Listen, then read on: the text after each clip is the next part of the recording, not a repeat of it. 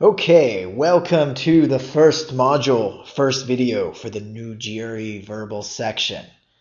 In this video, we are going to meet the text completion, and we are going to learn some basic strategies that apply to 1 blank, 2 blank, and 3 blank sentence completions.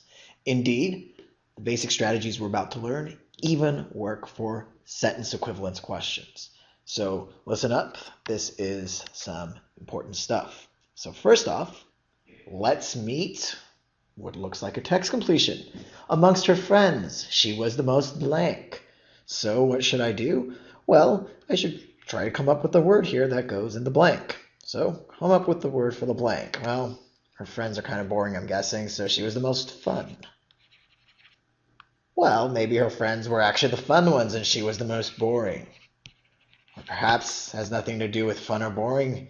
Maybe she's just really sad, or wait a second, I could go on forever because she could be anything. That is, any word could go in the blank.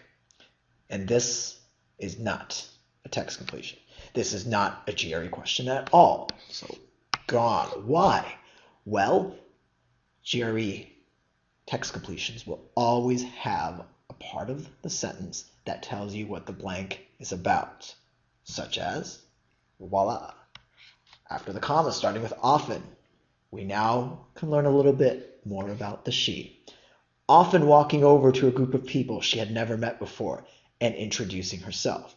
So we read now the entire sentence, and we're going to come up with our own word here once we have found what I call the clue. And the clue is the part of the sentence, it could be a word, it could be a phrase, that tells us about the blank. And I'm underlining the parts that are important. She'd never talked to these people before, but yet she would go up to a group of people and she would introduce herself. Wow, what sort of person would that be? Well, you're going to have to come up with your own word. What? Really? Yes, you do not want to go down to the answer choices. Herein these words are the trap, or herein lies the traps. Because if you do not think through the sentence yourself and you simply start plugging in the answers into the blank, you could convince yourself of quite a lot of things. And that's why we come up with our own word for the blank.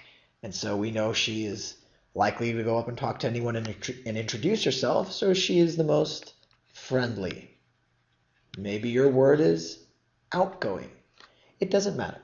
As long as you come up with one word and then you match that word with the answer choices. So let's start with A. Selective. If you're friendly, by definition, are you selective? No. If you're friendly, if you are outgoing, are you sociable? Yes, those words are synonyms. And there we have an answer.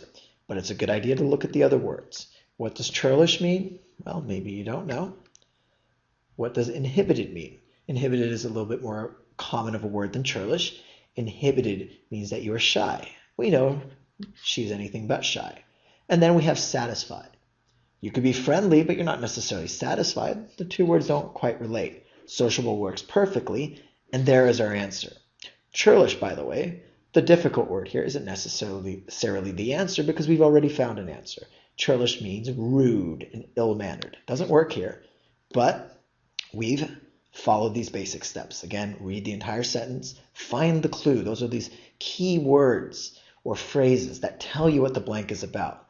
Then you come up with your own word and you match that word with the answer choices. So those are the important basic steps for you to follow. And these strategies apply to 2 blank and 3 blank text completions as well. So this is important stuff to know.